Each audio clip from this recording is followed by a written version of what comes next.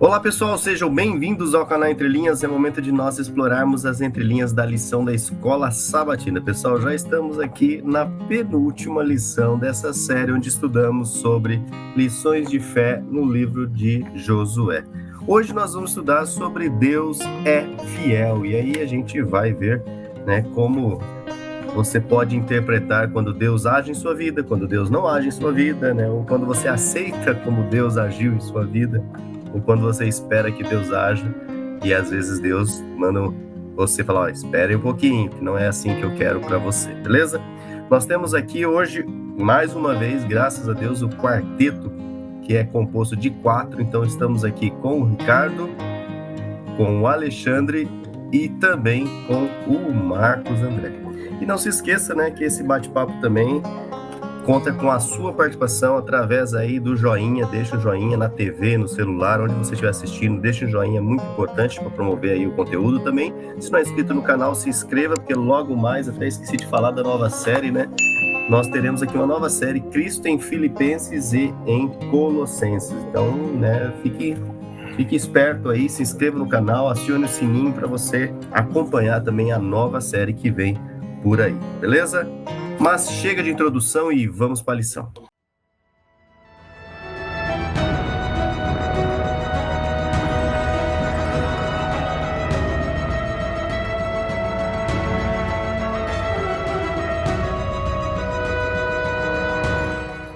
Bom, pessoal, este é o momento, então, de nós agradecermos aqueles que deixam um pouquinho do seu tempo para escrever um comentário aqui no canal. Muito obrigado mesmo, pessoal. Isso gera engajamento, a gente conhece um pouquinho mais de vocês, tem um feedback aí. Então, queria agradecer aqui a Beth Souza SP, Natalice Santos Araújo, também a Renata Cristiane, Nilza Amaral, marcando a presença, Hilda Pinheiro, também o Ian, que é o filho aí da Hilda, Adriana Kuhn, sempre conosco, Sônia Azevedo, João Cavaco, marcando a presença, Heloísa Richard, Viviane de Araújo, Vera Simões e também a Josiane Catunda, deixando aqui um queridos obrigado pelas explicações tão aprofundadas da lição. Gosto de ouvir as explicações do hebraico. Como abre o meu entendimento, Deus seja louvado. Josiane aqui da IASD de Cachoeirinha, Manaus, Amazonas. Valeu, pessoal. Temos aí pessoal de Rondônia, de Amazônia, espalhado aí por esse mundo. Muito obrigado pela companhia de vocês. Ficamos muito felizes aí em ler o comentário de vocês e saber que nós, claro, estamos falando aqui nós 4, falamos aqui para uma tela, mas a gente sabe que tem muita gente, graças a Deus aí, participando desse bate-papo. Valeu mesmo, pessoal. Mas queremos convidar também alguém muito especial para esse bate-papo, pessoal, o Espírito Santo. Ele que inspirou aí essas inscrições que lemos, os textos, as ideias, que ele, neste momento, Pai, pessoal, ele possa iluminar a nossa vida para que a gente possa entender ainda mais sobre essa fidelidade de Deus. Vamos orar? Senhor Deus, nosso Pai, nosso Criador, mais uma vez somos gratos, Senhor, pela oportunidade que nos dá de estarmos aqui, usando a tecnologia, essa rede de computadores, interligando aqui nós 4 com milhares de pessoas ao redor aí desse mundo, Pai. Muito obrigado mesmo. Que neste momento, o Senhor continue mais uma vez iluminando a mente aí do Ricardo, do Alexandre, do Marcos, a mim, de cada ouvinte, para que a Tua palavra, Pai, seja entendida, que a Tua fidelidade, ó Pai, seja esclarecida, seja evidenciada e seja marcada em nossos corações no estudo dessas palavras. Em nome de Jesus oramos. Amém, Senhor. Então chega aí, Ricardo, comece com você. Deus é fiel. Então vamos lá, gente, lição 12. Deus é fiel. Então nós vamos começar, quem está no canal já sabe, a gente sempre começa buscando ali no original algum tipo de entrelinha sobre o tema, o conteúdo temático ali, da lição. E Deus é fiel, gente, em hebraico, Neema. Literalmente Deus é fiel, né? A primeira palavra ali, ela significa literalmente Deus, é uma palavra que ela enfatiza em razão da estrutura pictográfica das palavras. O que é pictografia, gente? O texto as letras hebraicas, elas nasceram a partir de figuras, a partir de coisas concretas, coisas materiais. Exemplo, eu se escreve com duas letras, Aleph e Lamed. O Aleph, ele era na pictografia uma cabeça de boi. Então ela simboliza força. E o Lamed era na pictografia um cajado. Algumas palavras, principalmente essas palavras mais curtas, assim, é fácil de você identificar, talvez, indícios que a pictografia, e palavras mais antigas, inclusive, né, que foram construídas há muitos anos, e eu é uma palavra assim, então você consegue associar com um pouquinho mais de clareza certos indícios. Pictografia é uma fonte interpretativa para palavras mais complexas, até um pouco mais lúdica do que séria. Precisamos ser bem sinceros com isso.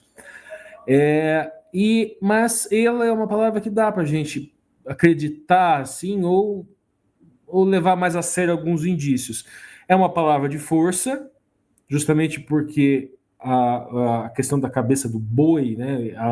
Ele é uma letra que poderia denotar força, e o Lamet, aquela coisa do cajado, do guia, do pastor. Então, eu seria, vamos dizer assim, uma força,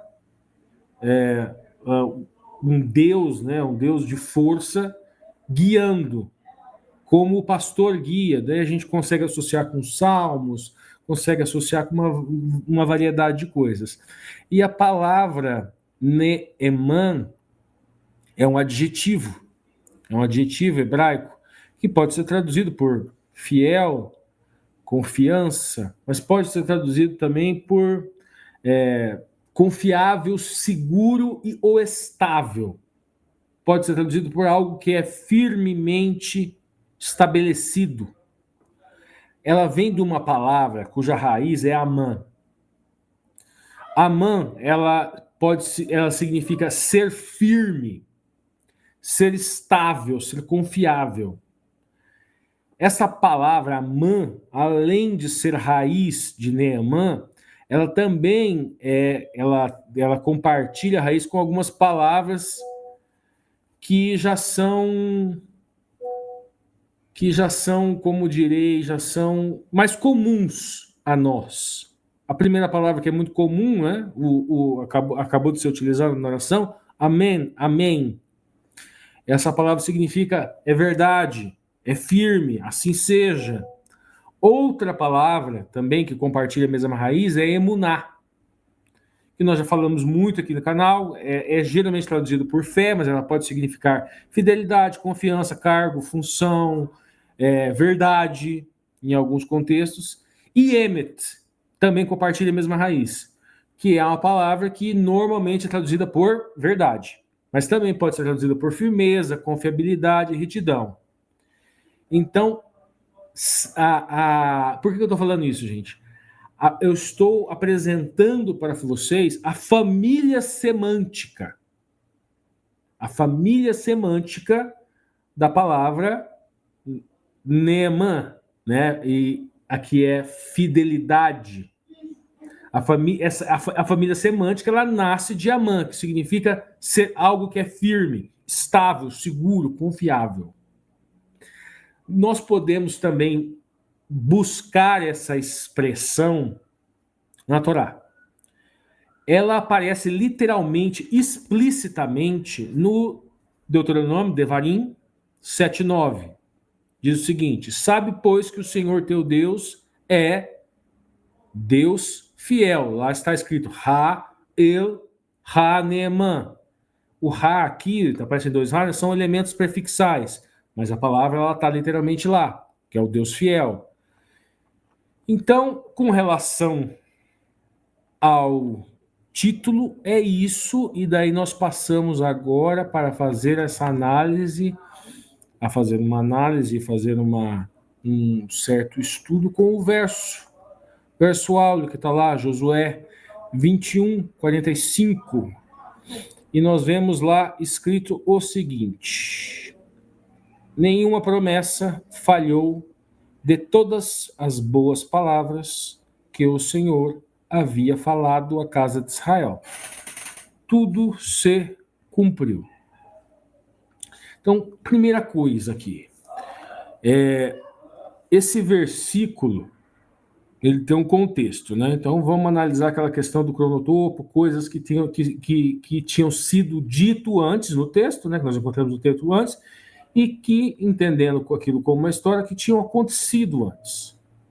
Né? Vamos fazer lançar aquele olhar para trás. Esse versículo, gente, ele vai encerrar aquele ciclo de distribuição territorial das cidades. Lá, Josué 21, e ele traz justamente essa conclusão, né? A expressão aqui, boas palavras, Kol Hadavar Hatov. Ela vai remeter a duas coisas. Primeira coisa, ela vai remeter ali no Bereshit, ali no Gênesis, a promessa feita a Abraão, Isaac e Jacó, né? O Abraão, Isaac e Jacó, ali ao povo do Shemot, ao povo do livro dos nomes, ao povo do livro do Êxodo. Mas também o Hatov remete mais atrás ainda. Remete também à semana da criação, quando no final, ali no sexto, no final da semana da criação, é dito que é Tov Meod, é muito bom. Nós vemos ali que nenhuma dessas boas palavras, né? Nós também temos ali um link com o Deuteronômio, que é o Devarim, que significa também as palavras de Deus que foram ditas no deserto. Nenhuma delas falhou. Nós temos ali Lo Naphal Davar Errad. A expressão errad aqui é a mesma utilizada na Shema Israel, Adonai Eloheinu, Adonai Errad. É como se essa palavra ela fosse única. Assim como Deus de Israel, ele é visto como Errad, como um único Deus. Nós vemos, então, essas conexões aqui, né? O verso funciona como se fosse ali um enunciado de fechamento de um processo histórico de cumprimentos de Berit, cumprimento de aliança. Ali nós vemos um fechamento e ali uma unidade integrativa, completa, aonde nós encontramos a promessa, a conquista, nós encontramos a posse e o cumprimento profético. Nesse fechamento, vamos dizer assim, profético, não é escatológico, porque ainda não é em final de tempo, né? Nós vemos ali Josué 21, 45, e aqui uma coisa que eu percebo, gente, que acontece, né, na lição dessa semana, não na lição dessa semana, nessa lição, nós já estamos aí no 13º, muitas vezes eu sinto uma falta de continuidade daquilo que é passado sob o ponto de vista teológico e há uma quebra, sabe? Aquela lição de tipologia onde o autor construiu um jogo de linguagens sobre a tipologia bíblica, que ele fala de cristologia, eclesiástica, escatológica, eu acredito que deveria ter jogado lá para o começo da semana e aquele jogo de linguagem deveria ser aproveitado. E aquele estudo sobre tipologia deveria ter sido no começo e aproveitado a lição inteira. Mas, tudo bem. Nós talvez um dia, se nos pedirem para escrever a lição, a gente produza esse texto assim, que vá guardando o ensinamento, um ensinamento aplicando. Por quê? Quando tem uma lição mais densa, assim, sob o ponto de vista teológico, ela precisa ir no começo, porque a única maneira da igreja ela se aproveitar desse tipo de conteúdo é aplicando, e é repetição, gente. Repetição e aí esses textos, eles ficam soltos. Ficam soltos e não introjetam na mente das pessoas. A única maneira de você aprender algo mais profundo, mais teológico, é com aplicação prática. Não existe essa divisão entre teoria e prática, gente. A teoria só é introjetada, apreendida quando aplicada repetidas vezes à prática. E muitas vezes a gente vê na estilística, não na estilística propriamente, mas na construção composicional, principalmente desenvolvida ao longo do trimestre, que ela prejudica esse aprendizado. Mas vamos voltar aqui então para, vamos voltar aqui para a vaca fria, né? Então, nós vemos aqui este texto, né? Rapidamente sintetizando, né? Esse texto ele funciona como uma espécie de uma cláusula expositiva da fidelidade do Eterno, né? É uma afirmação, é um instrumento também, pode ser utilizado aqui como instrumento de legitimação territorial. E o que a gente está sempre falando aqui, que é aplicado exclusivamente àquele cronotopo, aquele tempo histórico, aquele governo teocêntrico. Não podemos dizer teocrático, porque senão já começa a refratar certas coisas que são intromissões ou refrações desse texto, querendo transformar o texto de Josué em uma fundamentação sionista. Não cabe.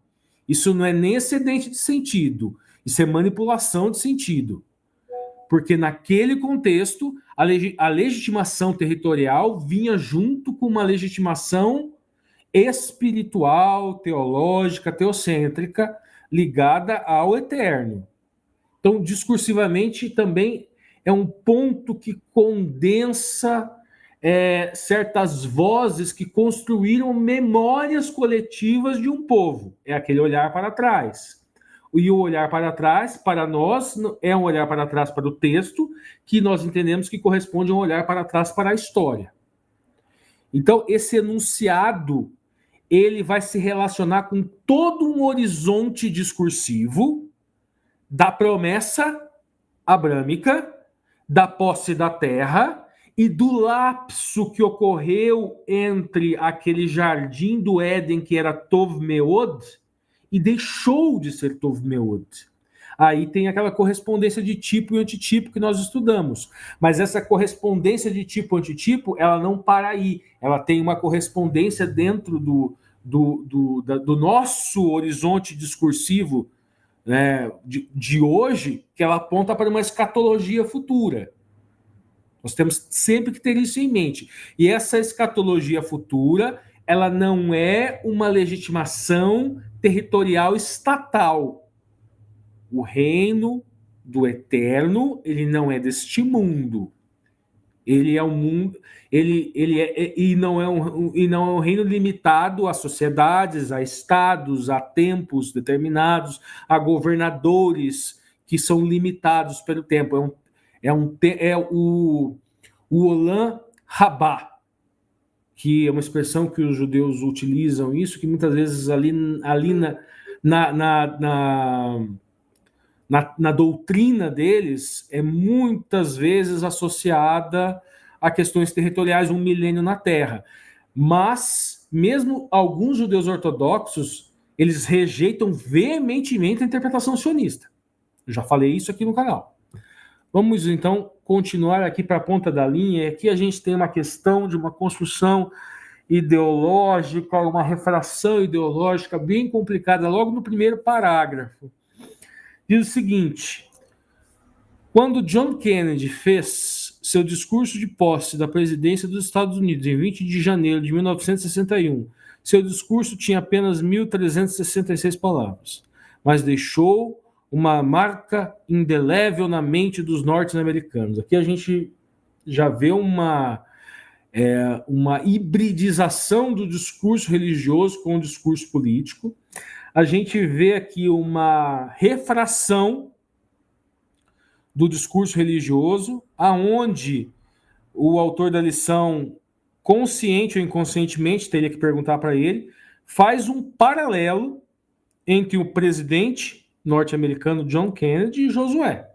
Ele não fala explicitamente, mas o paralelo é feito. Nós temos um primeiro parágrafo onde ele pega o governante e ele ainda tem uma entonação bem marcada aqui de uma valoração ideológica, mas deixou uma marca indelével. Olha aqui o marcador valorativo, axiológico, ideológico no discurso do autor da lição, que é muito claro aqui.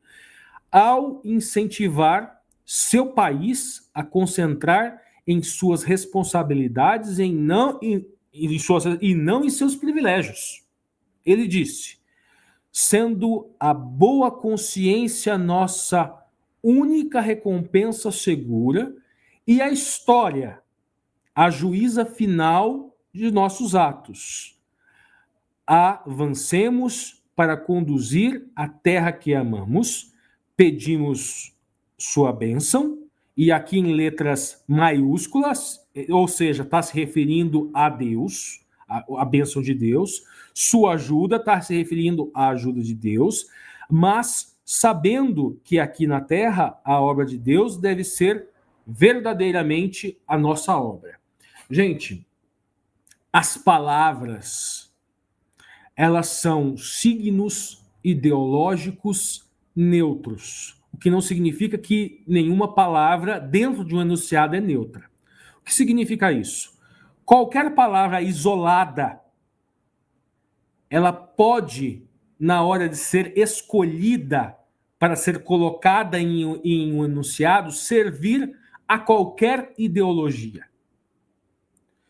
E esses enunciados podem servir de justificativa para qualquer prática política concreta, mesmo que esta prática política e concreta ela tenha a aparência de cristandade, aparência num sentido talvez, digamos, metafísico, mas uma realidade, agora num sentido objetivo, se quiser utilizar uma expressão mais positivista, ou material, se quiser utilizar uma expressão mais dialética, totalmente contrária ao Messias. John Kennedy, de forma alguma, foi um líder similar a Josué. Yehoshua, Deus salva, não se aplica de forma alguma ao que foi o governo rápido, diga-se de passagem, de John Kennedy. Vamos ver algumas diferenças. Yehoshua era um líder, podemos dizer aqui, uma liderança de uma tribo, e que acreditamos nós, dentro da nossa visão cristológica, que ele era um líder que foi colocado ali e que reproduzia a vontade do divino, podemos dizer teocêntrica. Eu não gosto muito da expressão teocrática. Ele foi escolhido ali dentro de um cronotopo, num tempo e de um espaço totalmente específico, religioso. Havia ali uma guerra territorial, só que dentro de uma interpretação e de um olhar cristológico, aquilo também era o construir de uma fase inicial que poderia se referir a um povo específico, mas esse povo era especial porque dele, da semente abrâmica, viria o Mashiach. Então todo aquele quadro geopolítico, ele tinha de fato um olhar para trás de um povo, de uma etnia específica, mas tinha um olhar profético para frente, o Messias. E na nossa visão, o Messias que nasceu. Você misturar isso a qualquer contexto político atual é uma heresia. Então nós vemos aqui, o Kennedy foi eleito por um Estado-nação secular. e não um Estado-nação que guarde qualquer relação com teocentrismo. Era um líder de uma potência imperialista, uma superpotência imperialista, e ele atuava dentro de interesses geopolíticos, econômicos e militares específicos. Não tinha um mandado teocêntrico. Não tem como fazer essa relação. Quando ele fala suas ações serão julgadas pela história, é óbvio que, a depender da sua ideologia, você vai mascarar certas coisas que, como uma continuidade expansionista, um intervencionismo nos destinos de inúmeras nações, não porque o Messias elegeu aquele povo como se fosse um povo que tivesse uma missão especial. O povo, no caso americano, inclusive Ellen White, quando ela interpreta os Estados Unidos como sendo o anticristo, ela recebe represálias dentro daquele movimento ainda, dentro da própria igreja, podemos dizer assim. Então, existem interferências no Vietnã, interferências na América Central, interferências na América do Sul, interferências econômicas e militares do chamado Terceiro Mundo, que não guarda relação nenhuma com Josué. Aqueles eventos era para a vinda do Messias. E se nós interpretarmos dentro do que Ellen White diz, os Estados Unidos como um poder, uma besta que emerge da terra, essas ações imperialistas, elas não são para a vinda do Messias. Não são para a vinda do Cristo, e sim do anticristo. Ricardo, pode falar, Alexandre. Você breve, assim, é interessante que tu traz, a gente está escapando para a entrelinha da entrelinha da entrelinha, né? Então, bem fora da linha da lição, mas, assim, duas coisinhas, pelo menos. A primeira é como a ideia do destino manifesto, né, a doutrina do destino manifesto, ela dialoga com a construção da narrativa do Israel também. Porque a gente olha para a narrativa do Israel, e eu não falo do movimento sionista, mas eu me refiro ao Israel da Bíblia, e toda a narrativa que está lá no Êxodo e no Pentateuco inteiro é do povo escolhido que vai para a terra e que tem uma missão de Deus. Então, é um povo escolhido numa terra escolhida com uma missão de Deus. E toda a construção da mitologia dos Estados Unidos enquanto nação, ela passa pela ideia de que eles são um povo escolhido, que está numa terra escolhida e que tem uma tarefa de Deus. Só que a ideia do anticristo, e quando a gente vai para o livro de Apocalipse, né, é justamente de ter uma aparência dúbia, né? Cordeiro e dragão. Então, essa figura, ela engana justamente nesse aspecto, porque constrói um discurso em que um presidente ele chega lá e fala, olha só, a gente está fazendo a obra de Deus. Mas é irônico que no próprio discurso dele ele diga, né? Olha só, aqui na Terra, a obra de Deus deve ser verdadeiramente obra nossa. Então, quer dizer, eu faço a obra de Deus, mas eu faço com a minha mão do jeito que eu quiser. Quem faz a obra de Deus sou eu. E aí eu faço isso jogando bomba e patrocinando golpe de Estado pela América Latina inteira. Porém, e aí é aquilo, né? Cordeiro e dragão numa unidade que é o anticristo. Agora, o governo Kennedy teve coisa boa também, né? O governo Kennedy ele aprovou muitas leis contra a segregação racial no sul dos Estados Unidos, ele aprovou muitas leis pela garantia dos direitos civis, para a gente entender que é um momento e é um político contraditório, e os Estados Unidos são um país contraditório. Cordeiro e Dragão. Cordeiro e Dragão, né? É um país que, em uma medida, defende e defendeu por muito tempo a liberdade religiosa, mas que, por outro, dissemina opressão ao discurso de um destino manifesto que coloca eles como nação escolhida por Deus. Então, desculpa a interrupção aí. Perfeito. Então, eu vou voltar para a ponta da linha para passar para o próximo dia. Quando Josué, o líder idoso dos israelitas, sentiu que estava chegando ao fim de sua vida, ele decidiu se dirigir aos líderes das nações e aos israelitas. Josué 23, Josué se concentra mais no futuro e como adorar a Deus, exclusivamente. Josué 24 analisa os atos fiéis de Deus no passado, como objetivamente de levar a uma decisão sobre quem merece ser adorado. Gente, né, nós precisamos tomar muito cuidado quando nós vamos fazer essas análises nos dias de hoje. Porque vocês percebem aqui que no segundo parágrafo é feito um movimento muito de totalidade, sabe? O olhar para uma memória coletiva de um povo, ou seja, o que Deus fez no passado. E um olhar para o presente, um enunciado postado no presente, com um olhar para o futuro.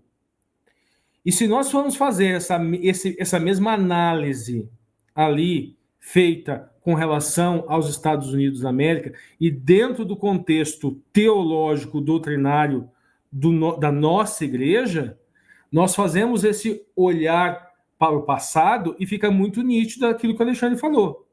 É dragão e é cordeiro. E quando fazemos esse olhar escatológico para o futuro, dentro da nossa interpretação profética, gente, é a besta que emerge da terra e o anticristo. Não que o Kennedy fosse o anticristo, ou que ele fosse propriamente uma pessoa 100% maquiavélica, ninguém o é. Todos nós temos Yetzer Hará, Yetzer Hatuv, temos uma natureza boa, temos uma natureza má, mas existe um olhar profético e escatológico que aponta diferenças gritantes. E colocar esses dois parágrafos como se fosse paralelo, mas ele não diz isso com todas as letras. Gente, isso cria uma imagem discursiva, colocar um parágrafo depois do outro com dois líderes. Você não precisa dizer expressamente. Os discursos, eles dizem muito mais do que aparentam. E a minha base de análise linguística, ela busca justamente isso. O que está além da aparência discursiva. Vamos então para a lição de domingo. Tudo se cumpriu. Aí, o que Josué 21, 43 e 45 diz a respeito de Deus? Como essas palavras se aplicam não apenas à terra prometida histórica, mas também à realidade de nossa salvação. Vocês vejam aqui como que seria interessante ele desenvolver aqueles conceitos lá que foram utilizados lá na lição que falava sobre tipologia, que seria muito bem aplicado. Mas lança-se um estudo com bases, com percurso metodológico, e depois simplesmente se abandona e joga no meio do trimestre, sabe? Mas tudo bem, paciência. Eu separei algumas coisinhas aqui para nós sobre a questão do texto, né? Josué 21 e 43 e 45 diz o seguinte: assim deu ao Senhor de Israel toda a terra que jurara dar a seus pais, e a possuíram, e habitaram nela. E o Senhor lhes deu repouso ao redor, conforme tudo quanto jurava a seus pais. Nenhum de todos os teus inimigos pôde resistir diante deles. De todas as boas palavras que o Senhor dissera à casa de Israel, nenhuma falhou. Todas se cumpriram. Aqui nesse texto, gente, a gente vê aqui uma tripla ênfase. Deu a terra, deu repouso, nenhuma palavra falhou. Então aqui nós temos aqui um Deus que cumpre o que promete no tempo e, obviamente, no modo dele. Nós temos uma construção aqui, uma construção discursiva de uma promessa que envolve uma condução histórica. Obviamente que tem uma condução histórica de um povo etnicamente colocado no tempo e espaço. Ali tem, obviamente, uma direção militar e política relacionada à preservação de um povo. Óbvio que tem isso. Nós temos ali também uma construção uma construção desse Deus protetor e fiel, que ela se repousa dentro da palavra no ar, que é o repouso, né? No sentido de uma paz territorial, uma segurança, uma ausência de ameaça, quando Deus cumpre essa promessa, né? Essa questão do repouso, que é o terceiro elemento lá, esse Deus bondoso que traz boas palavras, e essas boas palavras relacionadas àquilo que eu falei, relacionadas lá ao Bereshit, né? ao mundo que foi dito pelo próprio Eterno como Tov Meod. Aqui nós podemos guardar uma relação com uma expressão teológica que é Teshuvá, que é o retorno, que muitas vezes é traduzido por arrependimento, mas é melhor traduzido por renovo, renovação, é o trazer de volta o Yetzer Hatov. Mas aqui nós entendemos, nós olhamos aqui que tudo isso é um tipo de uma renovação que ela será maior, ela será para toda a terra, onde se cumpre aquela promessa abrâmica. Em ti serão benditas todas as famílias na terra. Nós vemos ali a promessa abrâmica, Gênesis 12, Gênesis 15, 17. Ela, de certa forma, no olhar de muitos judeus, ela se completou ali. Ela se completou ali e ainda há um cumprimento na era messiânica para outros segmentos do judaísmo, né? Esse repouso que nós vemos aqui no texto, gente, ele, obviamente, que ele vai passar por vários períodos posteriores, e que a gente sabe aquele movimento de impérios babilônico, medo-persa, greco-macedônico. Esse repouso, ele não é um repouso propriamente eterno, duradouro. E daí, quando você olha para o texto passa essa impressão de integralidade. E é por isso que é feita uma leitura tipológica, que aquilo era um tipo de algo que para os judeus vai ser pleno, vai ser integral na era messiânica, que eles interpretam de uma maneira diferente da nossa, e que os cristãos interpretam que é tipo de uma paz, de um repouso, de uma techuvá, de um retorno que acontecerá na segunda vinda do Messias. Por isso que eu digo ali que essa tipologia seria muito bem aplicada a esses novos textos, a esse novo enunciado, né? Então, agora nós vamos seguir aqui na ponta da linha. O autor da lição diz o seguinte: esses versos refletem o clímax do livro e resumem sua teologia central. Eles destacam dos principais temas de todo o livro: fidelidade de Yahweh, novamente ele usa aqui o tetragrama sagrado, a aliança, né, ao Berit. Ele mantém suas promessas, cumpre seus juramentos. Essas pequenas seções também resumem todo o conteúdo do livro até agora. Josué 21, 43 fala da alocação e assentamento na terra. Capítulo 13, 21, né, enquanto Josué 2, 21, 44 refere-se às vitórias das conquistas entre os inimigos e o controle obtido na terra, do capítulo 1 ao 12. Toda essa retrospectiva é vista sob o ponto de vista da fidelidade, isso ainda na ponta da linha.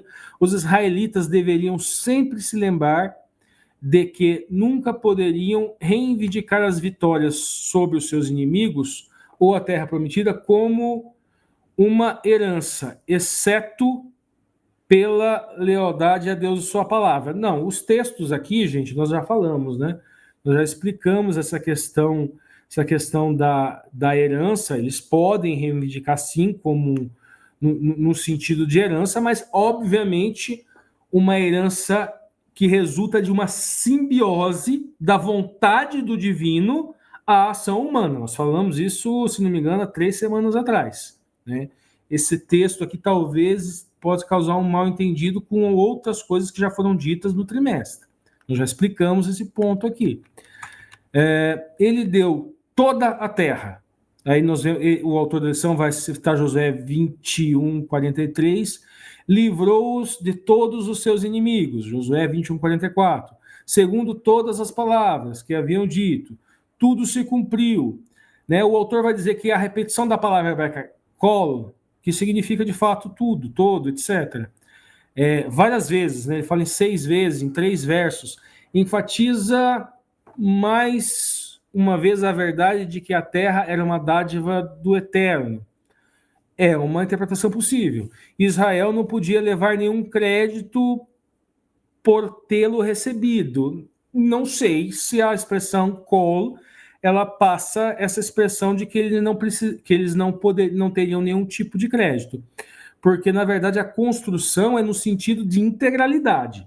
Nós já estudamos que a aplicação da palavra Natan no texto, ele traz justamente uma simbiose da vontade divina para a ação daquele povo, né?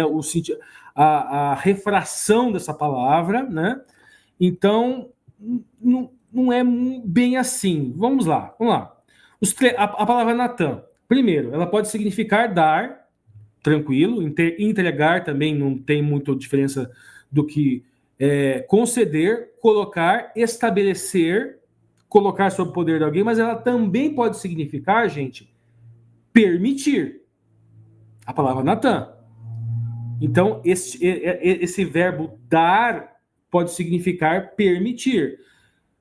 Nós vemos aqui, Josué 21, 43. Assim deu o Senhor a Israel toda a terra. Já expliquei que pode significar dar, colocar ou permitir. Nós vemos aqui Josué 21, 44. E o Senhor deu novamente repouso ao redor, é o mesmo verbo. A expressão Natan aqui, ela não está mais se referindo à terra, está se referindo ao repouso, no ar, que é um sentido de paz, estabilidade. Josué 21, 44. Nenhum dos seus inimigos se pôs diante deles. Aqui é o mesmo verbo.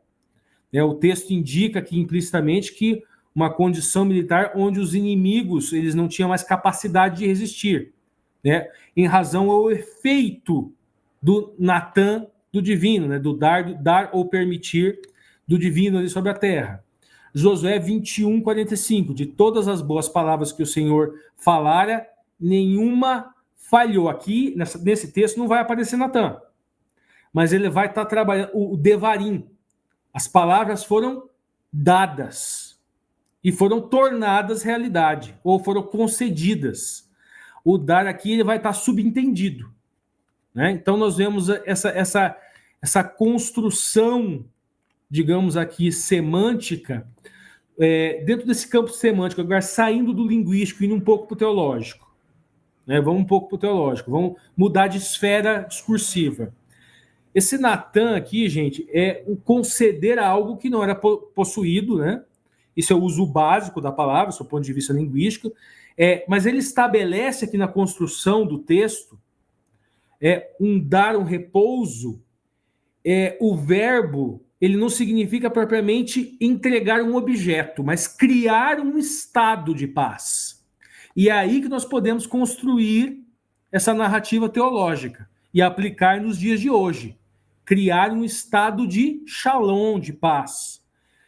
Transfere, de certa forma, o transferir de uma autoridade ou domínio, dar os inimigos na mão de Israel. Naquela análise escatológica, gente, para o final dos tempos, isso vai acontecer em que contexto? A besta que emerge da terra e o anticristo. Eles terão a posse, e essa posse será dada ao remanescente fiel. Por isso que eu digo que se perde muito e não se dá essa continuidade. Então nós vemos um olhar para o passado, o cumprir da promessa, o dar, é olhar para Abraão, Isaac, Jacó, Moisés, sim. O verbo pode estar ligado à aliança, tem esse valor, digamos assim, teológico do verbo, um Deus que é sujeito de todas as ações, que toma a terra, ele conquista a terra, ele permite ou ele dá ao povo, ele estabelece, ele dá essa paz, ele age como esse sujeito efetivo, né? E tudo isso funciona, de certa forma, como uma assinatura da aliança. Só que essa aliança, sob o nosso olhar cristocêntrico, ela se lança ao Novo Testamento, ao Messias que veio e ao Messias que voltará. Então precisa também desse olhar escatológico para o final dos tempos que nós estamos fazendo. E nós vamos utilizar toda essa memória coletiva dos evangelhos, dos profetas e da Torá, e vamos tentar olhar para o futuro e tentar construir também a partir dessa abertura dos enunciados e das profecias e tentar entender o que ainda vai acontecer com responsabilidade. Com responsabilidade. Isso é muito importante. O verbo dar, então, ele está associado a uma promessa, a uma herança étnica, mas uma herança espiritual, a um repouso literal, mas também a um repouso espiritual, uma vitória militar, mas também uma vitória espiritual.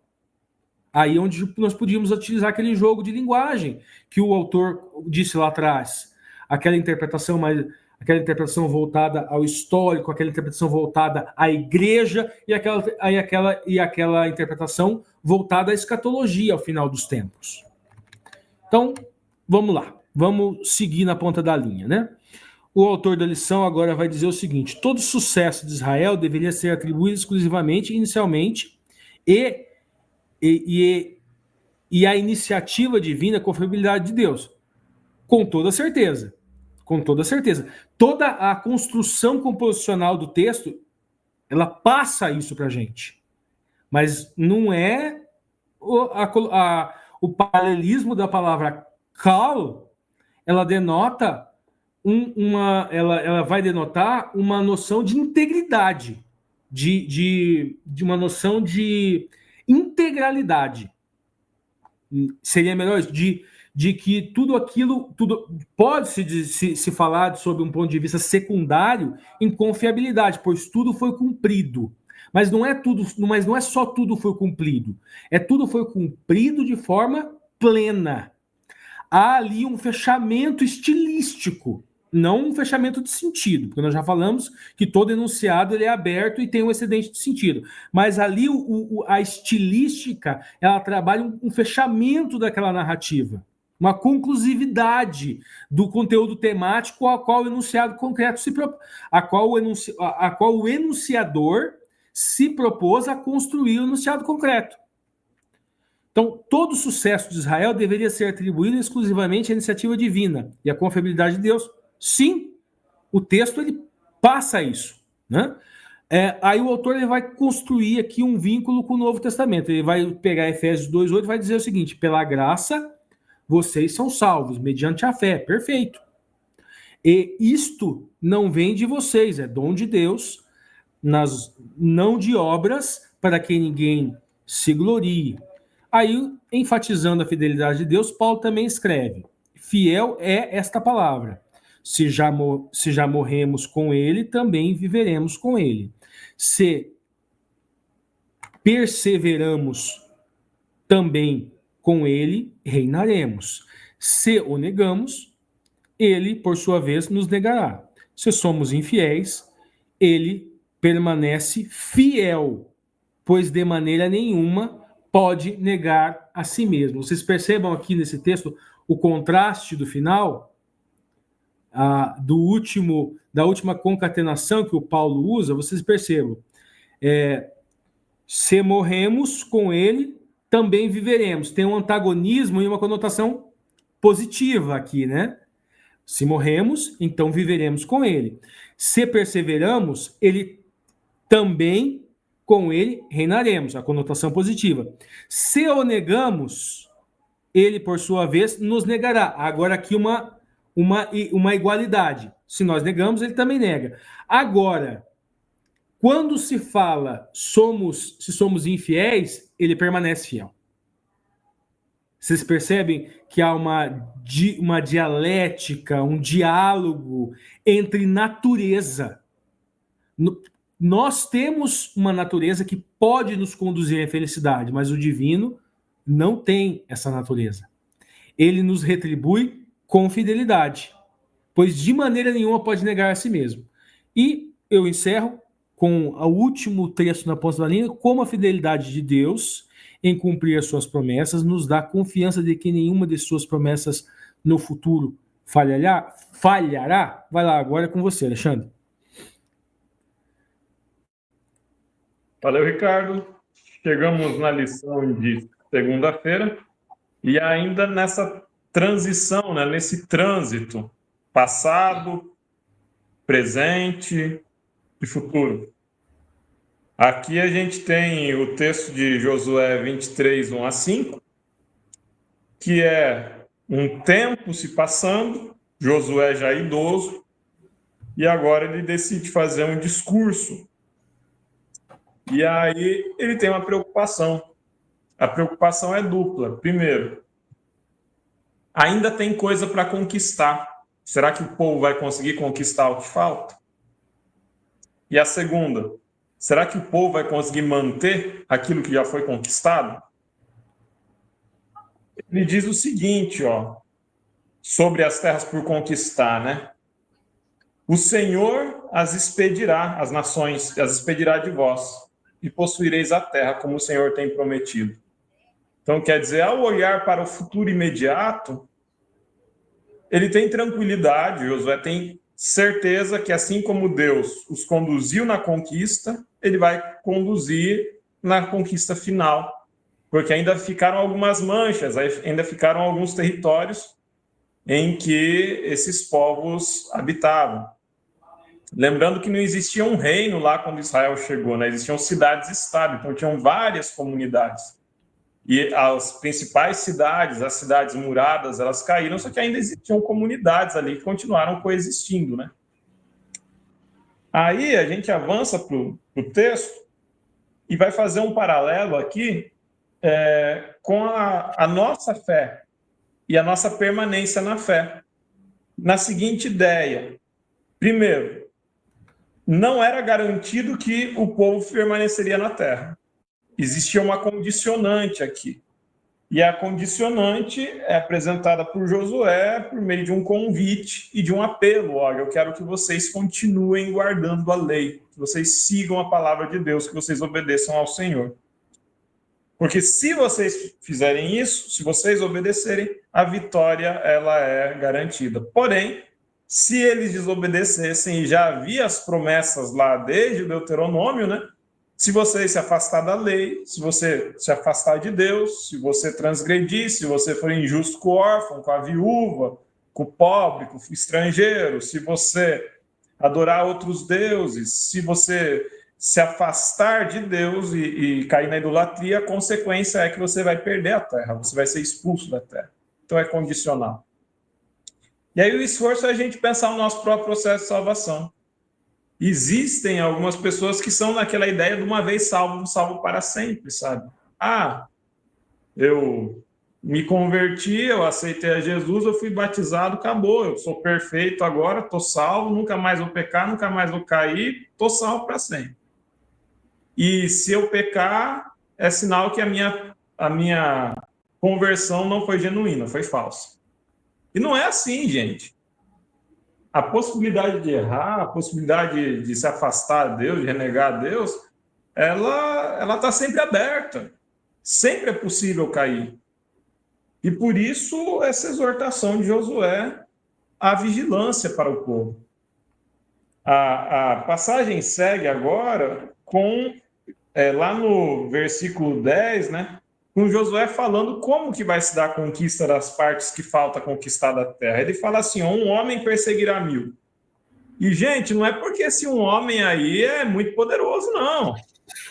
Porque esse homem está sendo dirigido por Deus. É por isso que esse homem vai perseguir a 1000. E segue logo a seguir ali, o Senhor pelejará por vós. E aí, o autor da lição vai fazer um paralelo bem interessante com algumas passagens apostólicas, né? Lá, por exemplo, em Colossenses, fala que Deus, né, triunfou sobre principados e potestades, que Cristo é um Deus triunfante. Então, quer dizer, a vitória sobre maligno, sobre os demônios, sobre o mal, ela vem de Cristo, de Deus. 2 Coríntios, depois vai falar assim, ó, as armas da nossa luta não são carnais, mas poderosas em Deus. Então, quer dizer, eu vou para a transformação, eu vou para a mudança, imbuído de uma arma que não é minha, que é de Deus. E aí, Efésios, que é uma passagem bem conhecida, é aquela passagem da armadura de Deus, é tomar sobre si a armadura de Deus, vestindo o capacete, a couraça. Então, quer dizer, a expressão aqui ela é clara. A gente vai para a peleja, para o conflito espiritual, munido de armas e de armadura espiritual. Deus é quem luta por nós. É isso que está se falando aqui. A lição de terça-feira tem uma outra preocupação que é muito interessante. É novamente aquela instrução, né? Guarde o que está escrito na lei. Não tome para si os deuses da terra. Então, quer dizer, não caia na idolatria, não se torne como o povo que ocupava a terra antes de você. Porque se você se tornar como esse povo, você vai ser vomitado da terra. Spoiler, foi o que aconteceu. Se tornaram piores do que o povo que estava lá e foram expulsos. Mas é interessante agora, porque o risco não está num povo que vem armado com uma faca para te combater. O risco está na amizade, no parentesco, na conveniência. E aí o texto segue, né? Não se aparente com o povo da terra. E não é porque esse povo da terra é inferior a você. É porque isso vai ser para você por laço. Se você se aparentar com o povo da terra, o Senhor não vai expulsar esse povo que está na terra. E você perecerá. Você perecerá. E aí, um pouquinho depois de Josué, vem os juízes. E quando fala de não se aparentar com o povo na terra, porque isso vai ser por laço, porque isso vai te prender, que você perecerá, me vem na cabeça de imediato um juiz, que é a figura de Sansão. Sansão se aparenta com os da terra. E justamente aquilo que Josué falou para não fazer foi o que o povo fez. Sansão vai lá e se aparenta com os da terra. E o que acontece? Esse vínculo de Sansão vai servir para ele como laço. Sansão não vai para a idolatria, mas Sansão se ata àquele que era para ser o inimigo dele. E a consequência é que Sansão ele perece. Ele derruba o templo lá, mata um monte de gente, está entre os heróis da fé, mas ele perece, ele morre. E morre de um jeito que fecha uma trajetória que foi muito triste. Foi muito triste. Essa união com o povo da terra, esses casamentos, eles trouxeram consequências. Se a gente olha bastante tempo depois, lá depois do cativeiro babilônico, vai ter uma galera que está ali tentando impedir a reconstrução do templo. Então, o apelo de Josué aqui, para que eles não se misturassem com o povo da terra, era para que eles se preservassem conectados a Deus. E eles pudessem ser receptores de todas as bênçãos que Deus tinha prometido para eles. A gente vai pensar agora numa última personagem aí, que é Salomão. No alto da sua glória, Salomão conquistou um monte de território e cobrou imposto de um monte de território, criou um estado super poderoso, adquiria riquezas e tributos, e em cada aliança militar que Salomão fazia, em cada aliança política, em cada estado vassalo que ele estabelecia, ele se casava. E esses casamentos vão perverter o coração de Salomão, vão trazer idolatria para dentro da sua casa. Então, a lição de terça-feira ela é um apelo de Josué à construção de um limite que não pretende nenhuma forma de pureza étnica, mas que se preocupa com o evitar da idolatria. Ai, mas e se o povo local se convertesse? Eles podiam se converter? Podiam. Podia se converter. E muitos se converteram.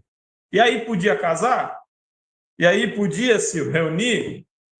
Podia, porque seria da mesma família. Eles se tornariam tão judeus quanto Raabe, né? Vamos lembrar. Tão judeus quanto Ruth, vamos lembrar também. Que são duas figuras que estão na genealogia de Jesus. Então não se trata de um exclusivismo étnico, mas se trata de um ideal de pureza espiritual. Eu vou passar para o Marcos André, só que eu vou ter que pedir desculpa para vocês e deixar meu abraço para todo mundo, porque eu vou precisar sair, gente. Minha esposa está chegando daqui a pouquinho na rodoviária, eu tenho que ir lá buscar ela. Para o pessoal que está em casa aí de ouvintes, só para entender, agora é 11h20 da noite, tá? A gente está gravando já há bastante tempo, eu vou precisar dessa escapada para buscar ela lá. Então, meu abraço para todo mundo, abraço para o trio que fica também, beleza, gente? Tá contigo, Abraço, Marcos. Alexandre. Vai lá cuidar da esposa. Isso aí. Muito bom.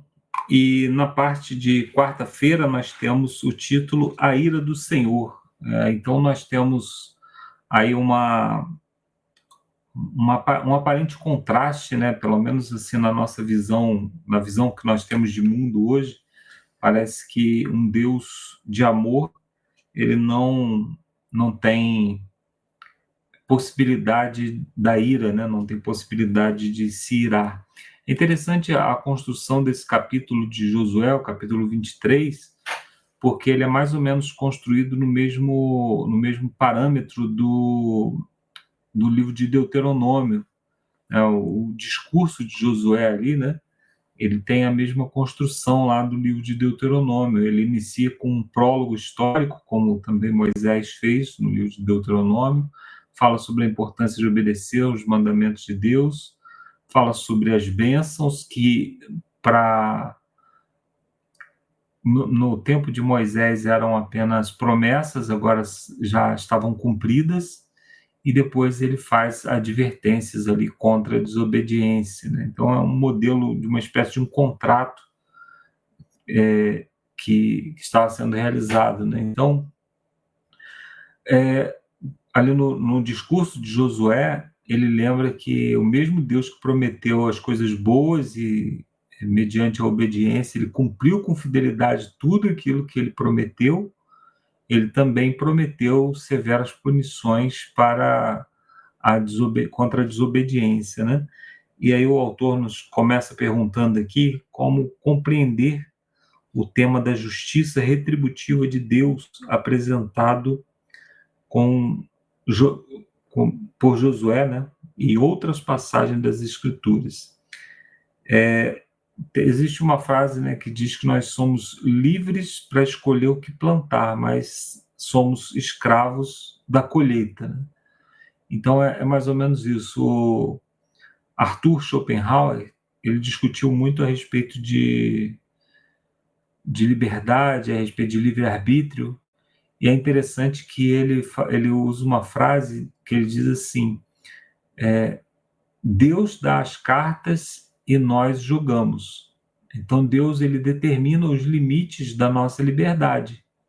Nós não temos liberdade plena, nós temos liberdade dentro dos limites que Deus estabeleceu. E um dos limites dele é esse: eu não posso praticar maldade, semear maldade e colher coisas boas. Eu não posso me afastar de Deus e colher os benefícios da presença de Deus. Assim como eu não posso escolher mergulhar num rio e sair seco. Então, a mesma coisa é a consequência natural. A presença de Deus tem bênçãos.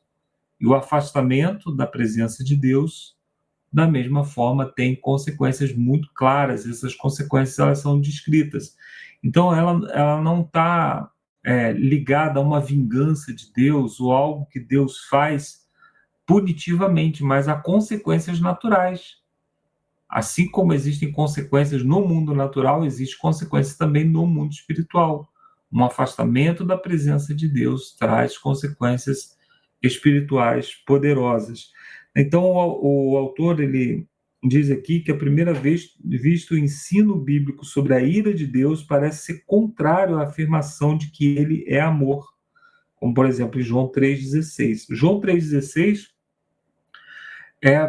assim, sob muitos aspectos, o verso que fala mais claramente sobre o amor de Deus, né? Porque ele diz: porque Deus amou o mundo de tal maneira que deu seu Filho unigênito para todo aquele que nele crê não pereça, mas tenha a vida eterna. Então o amor ali ele é descrito como algo prático, que Deus agiu em forma de amor, né? O amor ele não é só um sentimento, mas uma ação de Deus, uma ação prática de Deus. O amor de Deus ele é motivador, ele é um motor por trás das ações de Deus e ações práticas em nosso favor. Assim também o amor bíblico. Então, se nós vivemos o amor bíblico, né, não um amor apenas baseado em emoções, o amor deve se traduzir também em ações práticas.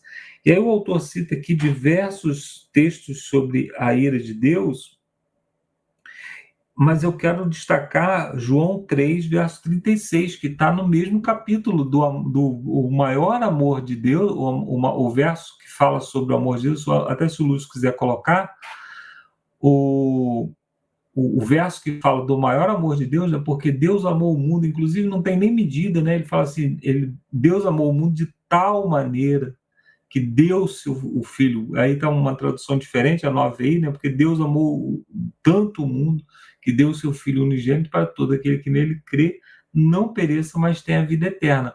Agora, o verso 36, eu pedi para o Lúcio colocar também, ele termina falando que, quem crê no Filho tem vida eterna, já quem rejeita o Filho não verá a vida, mas a ira de Deus permanece sobre ele.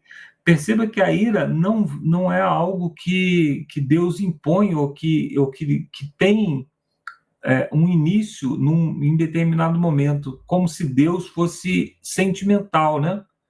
Então Deus, em determinado momento, Deus ficou zangadinho. Não, isso é coisa de humano e criança, né? A criança que se irrita, né? Os animais também, né? Se eles se sentem acuados, eles se irritam.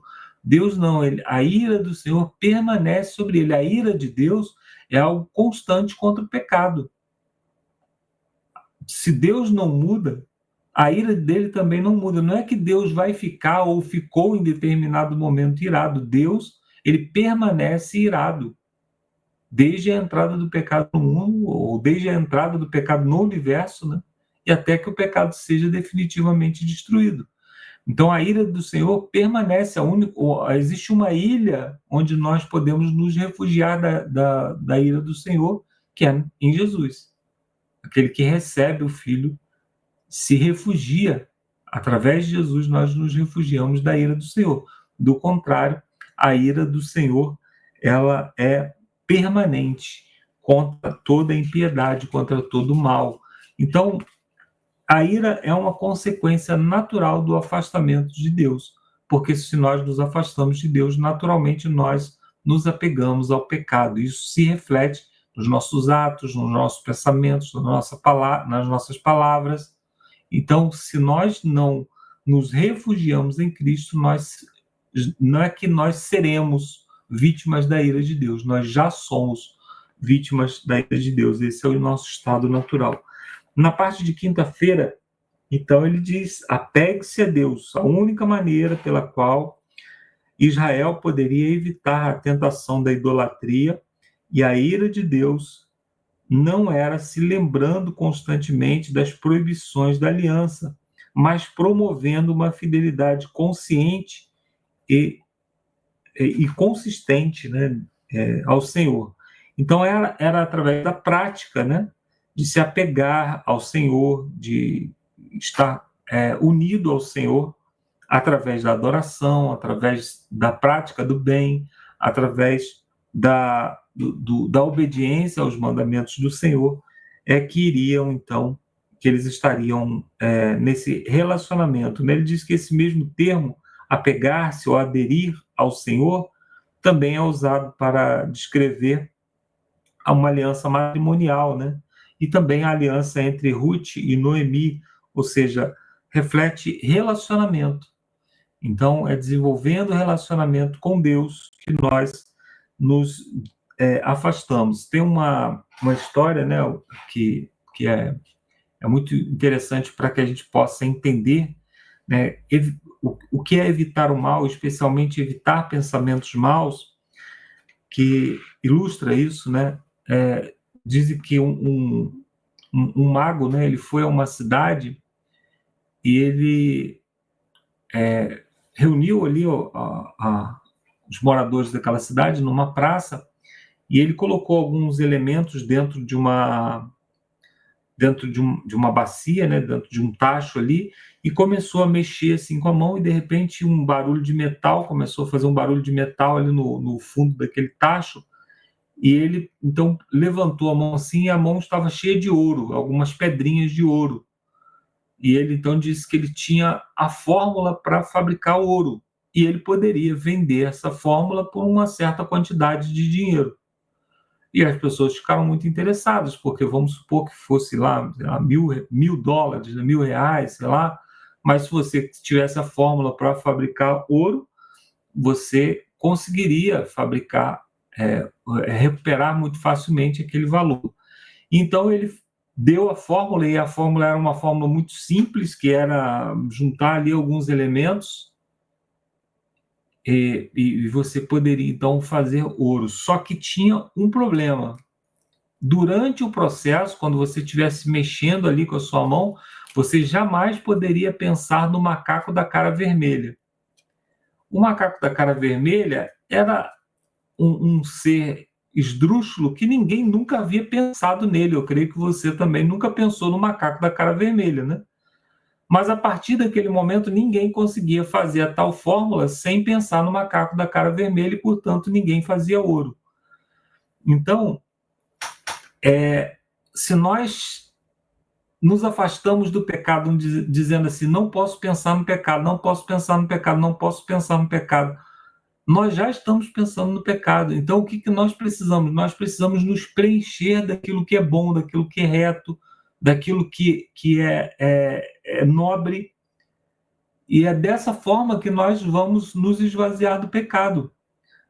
Se nós nos colocamos numa posição apenas de defensiva, ou seja, nós ficamos apenas acolhidos, recuados, aí eu não posso pecar, eu não posso pecar, eu não posso pecar, porque Deus proíbe, porque Deus vai me punir, porque Deus... Nós vamos viver uma luta que será vencida por alguns minutos, mas que em algum determinado momento nós vamos cair. Mas quando nós estamos ocupados com aquilo que é bom, com aquilo que é reto, com a presença de Deus, com a adoração verdadeira, nós naturalmente nos esvaziamos, né? Como você preencheu um recipiente a ponto de não caber mais nada ali dentro. Se nós estivermos tão preenchidos de Deus a ponto de não caber mais nada dentro de nós, não vamos precisar nos preocupar tanto assim com o pecado, né? Então, o autor continua dizendo aqui que essa fidelidade havia caracterizado Israel como nação até o dia de hoje, no caso até o dia do discurso de Josué, né? Infelizmente, a mesma afirmação não seria verdadeira em períodos posteriores, que nós já podemos ver isso, né? Josué não viu isso, mas nós podemos ver. Como, por exemplo, o livro de Juízes, infelizmente, mostra, como o Alexandre bem citou, né? Aí o autor ainda pergunta aqui, ele diz, né, que Josué apelou a Israel para que amasse ao Senhor, seu Deus, Josué 23, verso 11, também Deuteronômio 6, verso 5, eu falei desse paralelo que existe, né? O amor não pode ser forçado, caso contrário, ele deixará de ser o que é essencialmente. No entanto, em que sentido o amor pode ser ordenado? Então, assim como o amor que Deus teve por nós foi um amor prático, né? Foi na prática de enviar o seu Filho por nós, nós também podemos praticar amor. Nós podemos praticar amor a Deus. E como que nós praticamos o amor a Deus? Jesus Cristo disse, vocês me amam, guardarão os meus mandamentos. Então, na prática, nós podemos nem ter a emoção, vamos dizer assim, do amor.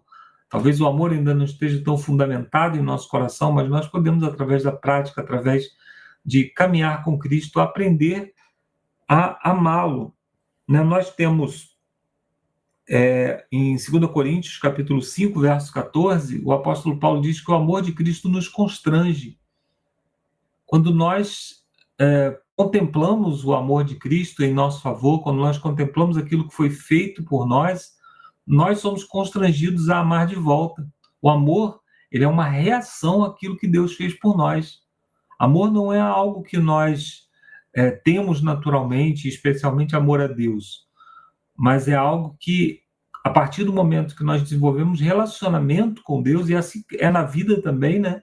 Você não conhece uma pessoa e passa a amar aquela pessoa imediatamente, mas você, à medida que você se relaciona, à medida que você caminha junto, o amor se desenvolve. Assim também acontece conosco e com Deus, né? E o autor continua dizendo aqui que, para que Israel desfrutasse continuamente das bênçãos da aliança, teria que permanecer fiel a Deus. O hebraico é extremamente enfático, dizendo: tenham muito cuidado para o bem da sua própria alma. Ele fala aqui da palavra amor, né, que aparece no texto, e diz que pode ser se referir a várias afeições humanas, inclusive o apego amoroso mesmo, né, por uma mulher ou por um amigo, né?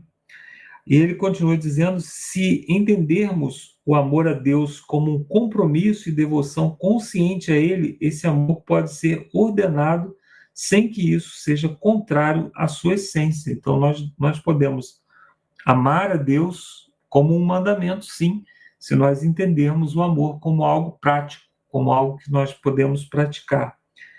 Então, ele diz... E também, o Marcos, vale a pena dizer assim, né, que sobre essa questão do amor ordenado, uma analogia que eu penso é assim: a gente almeja, de certa forma, o caminho correto, a gente almeja chegar num destino bom.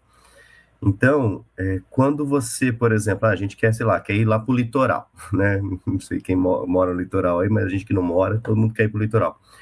E aí, tem alguém falando assim, ó, para você chegar no litoral, que você tanto quer, vá por aqui, daí você desce a serra, vira à direita, vira à esquerda, vá por esse caminho.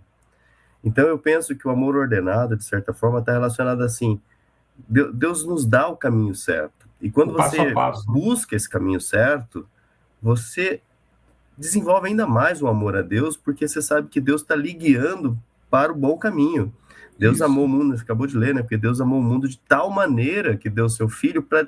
E ele fala assim, estava até pegando Isaías 53:6, fala aqui, ó: todos nós andávamos desgarrados como ovelha, cada um se desviava do caminho, sabe? Se desviava para lá e para cá. E aí vem Cristo e mostra o caminho: eu sou o caminho, sou a verdade e a vida. Então, é um amor ordenado, né? Como a lição o autor está tentando trazer aqui, mas é um amor ordenado no sentido de que ele está nos mostrando o caminho. Então, você com certeza desenvolve esse amor por quem está te guiando para o caminho certo, né? Tanto que Jesus fala, né? Permaneçam no meu amor, assim como eu tenho guardado os mandamentos do meu Pai, e no seu amor permaneço. Então, ele nos dá o método que ele utilizou para estar ligado ao Pai, né, para que possamos também estar ligados a ele. O autor continua dizendo aqui que Deus sempre pretendeu que a obediência aos seus mandamentos surgisse de um relacionamento pessoal com ele, que se baseia no que ele fez por nós em sua grande misericórdia e amor. Aí o autor cita aqui um texto que diz: eu os trouxe para perto de mim, que está em Êxodo 19, verso 4, Deuteronômio, também Mateus 22, 37. Aí ele diz: o mandamento de amar a Deus também revela que esse amor deve ser recíproco, mesmo que os dois lados não estejam no mesmo nível. Ou seja, Deus nos ama a ponto de enviar o seu próprio filho, né, para morrer no nosso lugar. Nós não vamos atingir esse amor.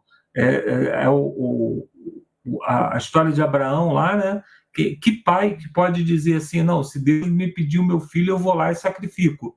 Qual pai poderia dizer isso? Então, o nosso amor não está no nível de Deus, mas nós precisamos praticar esse amor, nós precisamos continuar caminhando com Cristo e desenvolvendo esse amor, né? Então, esse relacionamento é um relacionamento profundo que nós podemos desenvolver. Então, as mesmas palavras que Josué diz ali ao povo, né, palavras de advertências contra a apostasia, contra o afastamento, elas também são de vital importância para nós hoje, né? Josué estava fazendo esse discurso no momento em que a guerra acabava, estava se iniciando um período de paz, um período de tranquilidade. Então, os inimigos humanos, eles estavam sendo vencidos. Porém, Israel agora precisava lutar contra o inimigo das almas, né? Então, por isso, Josué, ali no verso 23, capítulo 23, verso 6, ele diz: façam todo esforço para obedecer ao Senhor. Então, é preciso um esforço prático, né? E as palavras que foram ditas a eles ali também se aplicam a nós hoje, como igreja, e até de maneira pessoal. A igreja que antes era perseguida, que antes vivia lutando contra inimigos humanos, né, ordenados aí pelo inimigo das nossas almas, obviamente, mas eram perseguições práticas, perseguições que eram na pele, né? Hoje ela vive um período de liberdade, desfruta aí a liberdade religiosa, desfruta paz. Então, nesse tempo de paz, nós também temos uma parte a desempenhar para poder nos mantermos firmes, não esfriarmos, porque parece que tudo está tão tranquilo, né? Eu posso ler minha Bíblia no momento que eu quiser, eu posso falar de Jesus a hora que eu quiser, eu posso estudar a lição da escola sabatina a hora que eu quiser, e por ser na hora que eu quiser, eu acabo não querendo, eu acabo deixando, adiando. Então, nós precisamos entender que, apesar daquelas batalhas, nós não estamos hoje sendo jogados aos leões, não estamos sendo queimados em fogueira, mas a batalha espiritual ela não cessou. Nós precisamos manter a nossa fé vigilante, porque, novamente, nós vamos enfrentar essas batalhas físicas, mas hoje a batalha espiritual está arrebatando muitas pessoas. Então, que Deus nos abençoe e que possamos, como ordenou Josué, fazer todo o esforço para nos mantermos vigilantes nesse tempo em que nós estamos vivendo. Lúcio, fica à vontade aí. Ricardo, quer falar também? Sim. Só um complemento sobre a questão da língua hebraica, sobre a palavra amor, né, gente? Bom, a palavra mais comumente que é traduzida por amor é ahavá.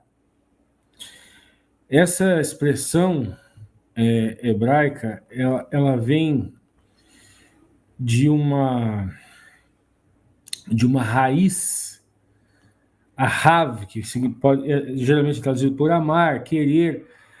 Ela pode ser traduzida ali por um amar benevolente. Daí, ela é usada, por exemplo, no Deuteronômio 6,5. Eu já fiz a pesquisa. Amarás o Senhor teu Deus. Ela é usada em Jeremias 31,3. Eu te amei com amor eterno. Ela é usada em Gênesis 29,18. Né? O Jacó amou a Raquel. Então, ela pode ser utilizada também tanto no divino quanto no humano. Só que tem uma outra expressão também, que é dod, que é utilizada lá no Cantares de Salomão, né? Só que, para a lição dessa semana, a expressão hebraica que mais tem a ver com o tema é hesed, que é amor, mas ela pode ser traduzida também com fidelidade, lealdade, bondade, misericórdia. Então, essa expressão, ela se relaciona melhor com o Deus fiel, que é com a fidelidade do divino. Ela é encontrada, por exemplo, em Salmos, no Salmo 136, porque a sua hesed, geralmente em alguns textos vai traduzido por misericórdia. A sua Hesed dura para sempre, se referindo ao divino. Eu quero Hesed, está lá em Oséias 6:6, e não sacrifício. Grande é a Hesed do Senhor, grande é a misericórdia, a fidelidade, a bondade, a benignidade, a graça. Hesed também é uma palavra que pode ser traduzida também por graça do Senhor. Pode ir lá, Lúcio, vai, segue. Legal, Alexandre, não, né? Tá. Valeu, Ricardo, valeu, Marcos. Também valeu, Alexandre, né, que não está aqui mais conosco. Foi lá pegar a esposa. Bom, as perguntas para consideração, na verdade, inclusive, fala sobre a ira do Senhor, fala aqui sobre como nós podemos entender a fidelidade de Deus. Mas vamos lá, pessoal, cada um vai ter que buscar um pouco a resposta pessoal a essas perguntas. A primeira diz assim: que evidências você, né, tem da fidelidade de Deus? Ou que você percebeu em sua vida? Como você reage quando as coisas não acontecem como esperava? Ou quando as promessas de Deus parecem não se cumprir? É uma pergunta bastante pessoal, né? Que evidências da fidelidade de Deus a gente vê na nossa vida? Eu vejo assim, na verdade, até antes de tomar a decisão, né, ao lado de Cristo, de conhecer, eu vejo como que Deus cuida, né, de todas as suas criaturas e vai dando as suas oportunidades. E Deus, né, de certa forma, ele é fiel ao nos guiar no caminho. Não digo que a vida é fácil, a vida a todo momento é fácil, não tem lutas. E a pergunta vem dizer assim: e quando as coisas não acontecem do seu jeito, sabe? Como que acontece do jeito que você não esperava? Né? Então, assim, e aí, pessoal, o que vocês questionam a Deus, né? Não sei quantos vocês sabem, né? Eu tenho um filhinho, meu filhinho é o Murilo. O Murilinho, ele é especial, autista nível 3, né? E vocês acham que a gente não pergunta, ai, Senhor, por quê? Não sei o quê, né? Então, assim, você entende que Deus vai cuidando de você dos maiores detalhes, nos menores detalhes, mesmo que você tenha dificuldades, e todo mundo tem a sua dificuldade, todo mundo tem, né, as suas imperfeições, e sem dizer que nós não estamos no Éden, né, pessoal? Então, nós não estamos aqui comendo do fruto da árvore da vida, estamos, na verdade, aqui sendo muitas vezes massacrado e perseguido aí quando não diretamente pelo inimigo, mas por todas essas consequências que o pecado traz aqui na nossa humanidade. É aí que a Bíblia fala, né, a malignidade do pecado, né? Quando Cristo foi lá e sacrificou o primeiro cordeiro para Adão e Eva, né? Talvez o problema estaria resolvido, então, já cobriria eles lá com pele de cordeiro, ponto. Não, aquilo lá era só o começo de toda essa história terrena que estamos aí, né, pessoal, já no tempo do fim, esperando com que o pecado se conclua, e aí sim nós poderemos ver, né, deslumbrar essa fidelidade de Deus durante toda a história. Então, que você confie em Deus. Deus é fiel, sim, nas promessas. Quem não é fiel, sou eu, né? Você, talvez nós não sejamos aí tão fiéis, mas a natureza, né, como foi lido aqui, o Ricardo bem leu, a natureza de Deus é ser fiel, independente se a gente é ou não é. Na segunda pergunta diz assim, discuta o ensino bíblico sobre a ira de Deus, né? Como você apresentaria, então, a ira do Senhor como parte do evangelho, ou seja, como a ira de Deus pode fazer parte de umas boas novas.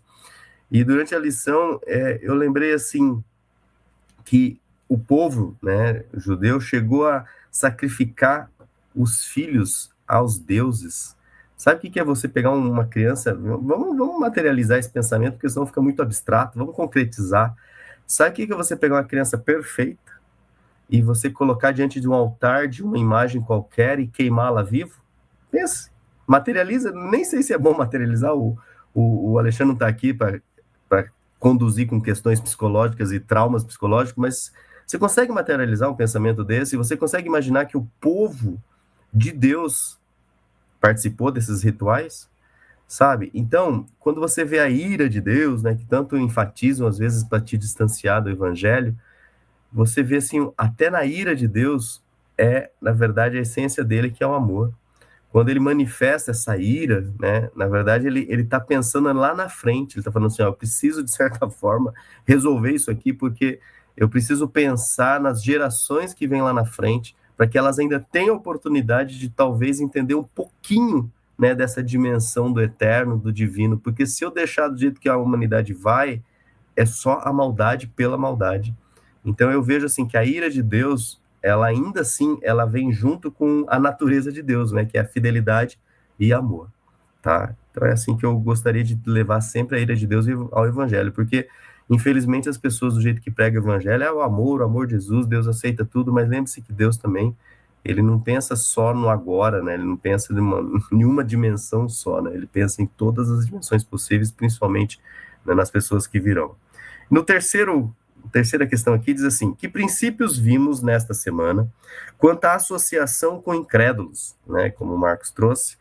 Como equilibrar, então, os limites em termos de princípios e práticas ao nos misturarmos com as pessoas para servi-las? Talvez a pergunta já traz aqui a questão chave, né? Quando você se mistura com o incrédulo, qual é a sua intenção, né? Ser servido da incredulidade que ele tem para te oferecer, das práticas, ou servi-lo, né? Ou seja, você se doar a ele, levar, né, esperança, levar conforto.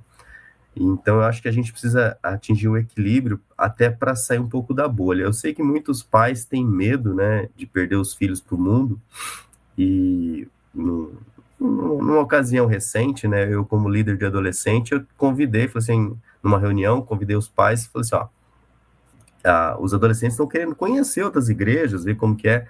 Eu gostaria de visitar as outras igrejas aqui na cidade, né, para a gente visitar os cultos, tudo, as missas, né. Eu vi assim nos olhos dos pais, sabe? Não, tá louco, não pode, não sei o quê. Eu falo assim, mas não é melhor uma visita guiada, uma visita. Porque eles vão descobrir, eles vão matar a curiosidade, não é melhor você estar, né, conduzindo eles para mostrar a diferença, ponderar. E eu vejo assim que os pais têm muito medo, e nesse medo eles bloqueiam os filhos, né? Não deixam os filhos. Não auxiliam, na verdade, porque os filhos vão aprender de qualquer forma. E aí eles não conseguem ter esse equilíbrio e criam os filhos dentro de uma bolha. E o dia que esse filho coloca o dedinho fora dessa bolha, infelizmente ele não vai estar preparado, porque ele não vai conseguir manter esse equilíbrio entre princípios e práticas. E aí, quando algum amiguinho fala assim, dá uma fumadinha aqui, dá uma bebidinha aqui, faz outras coisas até piores do que simplesmente fumar e beber, e aí ele vai falar assim, ele não tem raciocínio, ele não desenvolveu um valor, né, forte o suficiente para saber lidar com essas situações, e ele vai achar que aquilo lá ainda é bom, porque dentro da bolha dele ele nunca teve esse lidar. Então tome cuidado aí, é bom equilibrar. Claro que a gente tem medo, assim, nós não podemos nos contaminar com as práticas dos demais, mas que a gente, né, nossa missão, na verdade, não é viver dentro da bolha, é levar o evangelho. E aí, para encerrar essa pergunta, tem mais uma.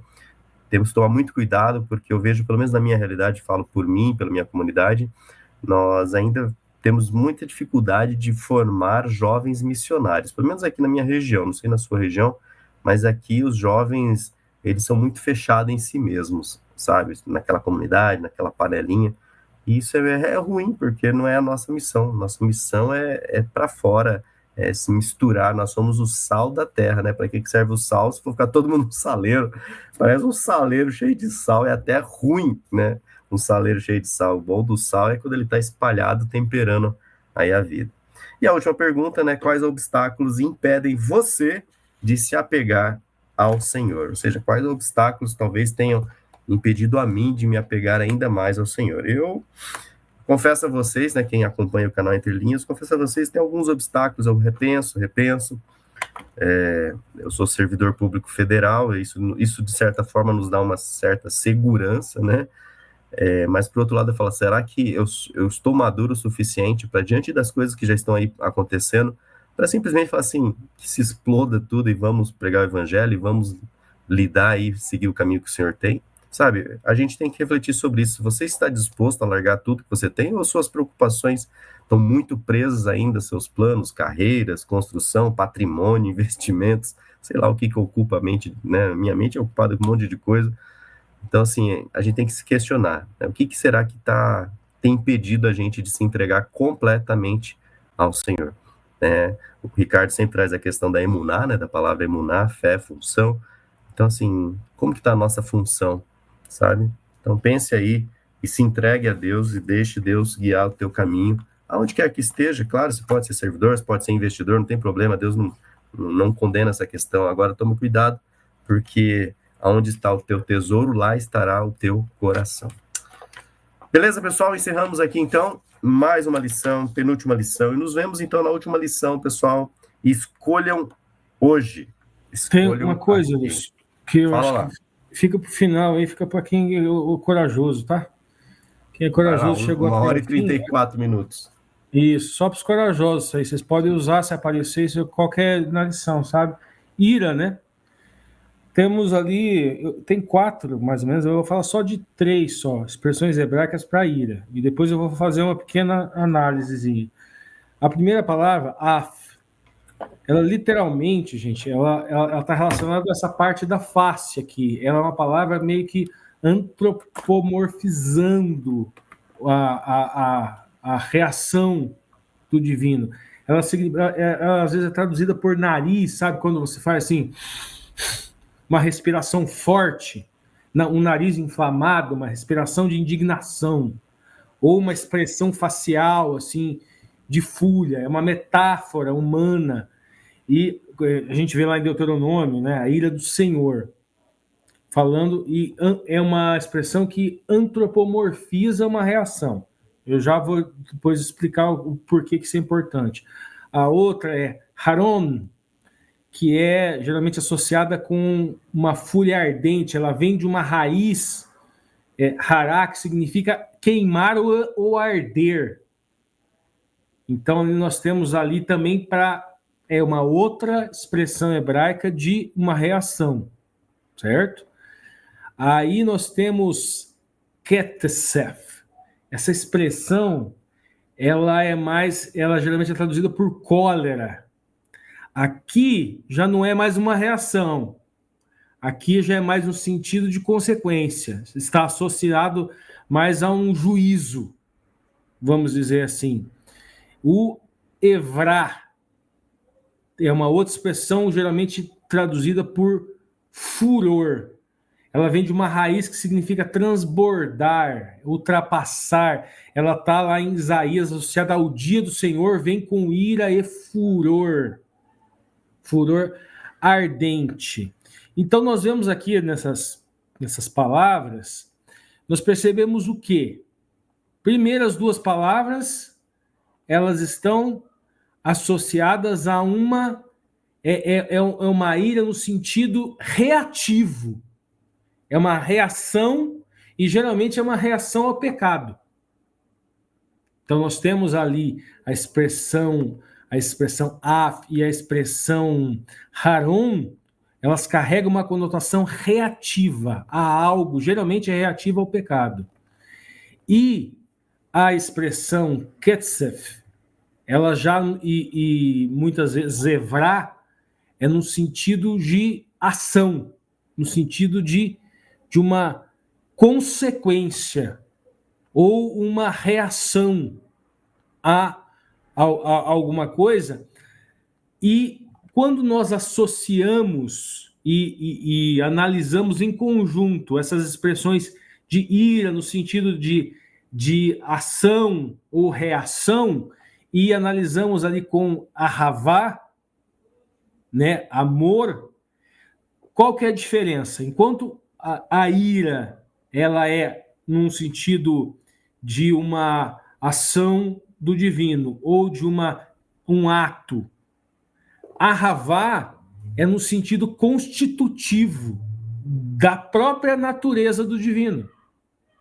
Vocês percebam que, então, a ira está condicionada a uma determinada coisa. Ele está... é uma reação... Existe uma imagem discursiva de uma reação do divino ao pecado do homem, ou às vezes uma ação no próprio tempo e no próprio espaço, como uma consequência daquilo que o homem fez. Agora, ahavá, o amor, não. Ele constitui a própria natureza do eterno. Por isso que o Salmo diz que a ira, ela dura por um momento. Aquela reação do nariz, aquela reação de ficar vermelho, que foi um antropomorfismo utilizado, né? É a imagem discursiva que é refletida geralmente no texto do Antigo Testamento. Agora, Hesed, ahavá, o amor, a misericórdia, não. ela dura para sempre. E ela é constitutiva da própria natureza do eterno. É isso aí. Terminei. Legal.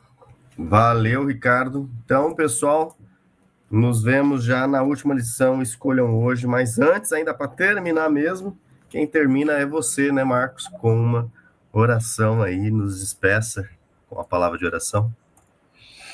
Amém. Vamos orar então.